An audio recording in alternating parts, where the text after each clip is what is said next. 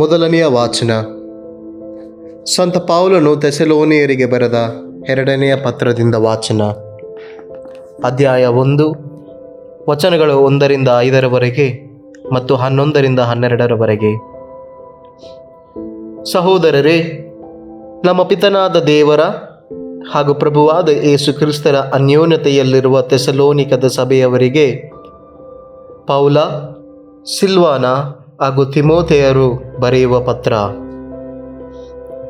ತಂದೆಯಾದ ದೇವರ ಹಾಗೂ ಪ್ರಭುವಾದ ಯೇಸು ಕ್ರಿಸ್ತರ ಅನುಗ್ರಹವೂ ಶಾಂತಿ ಸಮಾಧಾನವೂ ನಿಮಗೆ ಲಭಿಸಲಿ. ಸಹೋದರರೇ, ನಿಮಗಾಗಿ ನಾವು ಯಾವಾಗಲೂ ದೇವರಿಗೆ ಕೃತಜ್ಞತೆಯನ್ನು ಸಲ್ಲಿಸಲು ಬದ್ಧರಾಗಿದ್ದೇವೆ.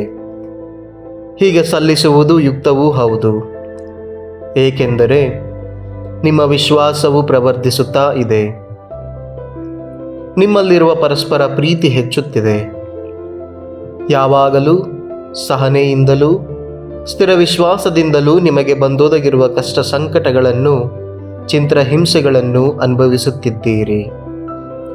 ಅದಕ್ಕಾಗಿ ದೇವರ ಸಭೆಗಳಲ್ಲಿ ನಿಮ್ಮನ್ನು ಕುರಿತು ನಾವು ಹೆಮ್ಮೆಯಿಂದ ಮಾತನಾಡುತ್ತೇವೆ. ನೀವು ಅನುಭವಿಸುತ್ತಿರುವುದೆಲ್ಲ ದೇವರ ಸಾಮ್ರಾಜ್ಯಕ್ಕಾಗಿ. ಈ ಕಷ್ಟಾನುಭವಗಳ ಮೂಲಕ ದೇವರು ನಿಮ್ಮನ್ನು ತಮ್ಮ ಸಾಮ್ರಾಜ್ಯಕ್ಕೆ ಅರ್ಹರನ್ನಾಗಿ ಮಾಡುತ್ತಾರೆ. ಇವುಗಳಲ್ಲಿ ನೀವು ತೋರಿಸುವ ಸಹನೆ ಹಾಗೂ ವಿಶ್ವಾಸ, ಇವುಗಳೇ ದೇವರ ನ್ಯಾಯವಾದ ತೀರ್ಪು ಮಾಡುತ್ತಾರೆಂಬುದಕ್ಕೆ ಸ್ಪಷ್ಟ ನಿದರ್ಶನಗಳು. ಇದಕ್ಕಾಗಿ ನಿಮಗೋಸ್ಕರ ನಾವು ಸದಾ ಪ್ರಾರ್ಥಿಸುತ್ತೇವೆ. ದೇವರೇ ನೀಡಿರುವ ಕರೆಗೆ ನೀವು ಯೋಗ್ಯರಾಗಿ ಬಾಳುವಂತಾಗಲಿ. ದೇವರ ಮಹಿಮಾ ಶಕ್ತಿಯಿಂದ ನಿಮ್ಮ ಶುಭಾಕಾಂಕ್ಷೆಗಳು ಮತ್ತು ವಿಶ್ವಾಸ ಪ್ರೇರಿತ ಕಾರ್ಯಗಳು ಪೂರ್ಣವಾಗಲಿ. ಹೀಗೆ ನಿಮ್ಮ ಮುಖಾಂತರ ಪ್ರಭು ಯೇಸುವಿನ ನಾಮಕ್ಕೂ ಮತ್ತು ಅವರಲ್ಲಿ ನಿಮಗೂ ಮಹಿಮೆಯುಂಟಾಗಲಿ. ನಮ್ಮ ದೇವರ ಹಾಗೂ ಪ್ರಭು ಯೇಸು ಕ್ರಿಸ್ತರ ಅನುಗ್ರಹದಿಂದ ಇದು ನೆರವೇರಲಿ. ಪ್ರಭುವಿನ ವಾಕ್ಯ. ದೇವರಿಗೆ ಕೃತಜ್ಞತೆ ಸಲ್ಲಲಿ. ಮತ್ತಾಯನು ಬರೆದ ಶುಭ ಸಂದೇಶದಿಂದ ವಾಚನ.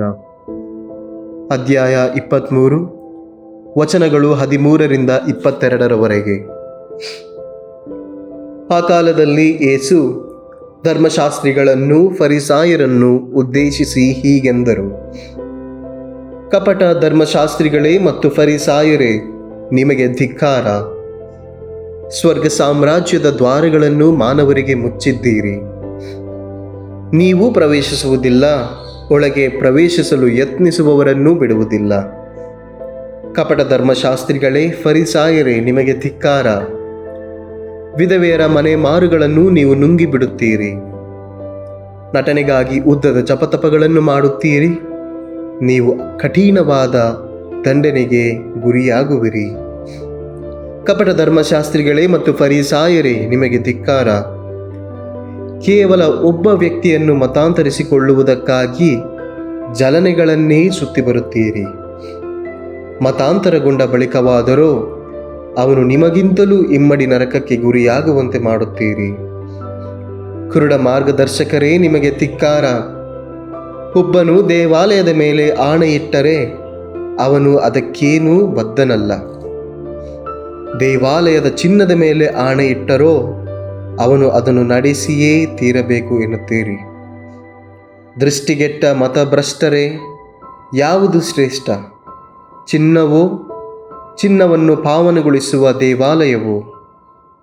ಅಂತೆಯೇ ಒಬ್ಬನು ಬಲಿಪೀಠದ ಮೇಲೆ ಆಣೆಯಿಟ್ಟರೆ ಅದಕ್ಕೇನು ಬದ್ಧನಲ್ಲ.